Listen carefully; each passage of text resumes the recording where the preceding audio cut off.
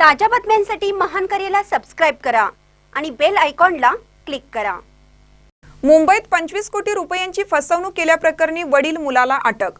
मुंबईत सामान्य नागरिकांची कोट्यवधी रुपयांची फसवणूक करणाऱ्या फरार बिल्डर वडील मुलाच्या जोडीला अखेर पोलिसांनी अटक केली आहे।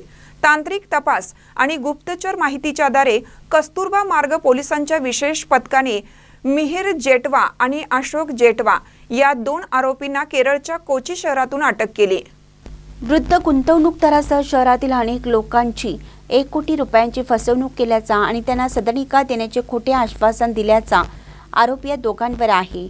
आरोपी गेल्या 2 वर्षापासून महाराष्ट्र, गुजरात, तामिळनाडू आणि केरळ सारख्या राज्यांमध्ये लपून बसले होते। आरोपींनी फसवणूक करण्यासाठी आणि पोलिसांपासून दूर राहण्यासाठी सायबर संस्थेकडून प्रशिक्षण घेतलं होतं। त्याचा त्यांनी पुरेपूर फायदा घेतला। पोलिसांनी दिलेल्या माहितीनुसार आरोपी विरोधात मुंबईतील विविध पोलीस ठाण्यांमध्ये अनेक गुन्हे दाखल आहेत आणि न्यायालयाने त्यांच्या विरुद्ध अटक वॉरंटही जाहीर केला आहे।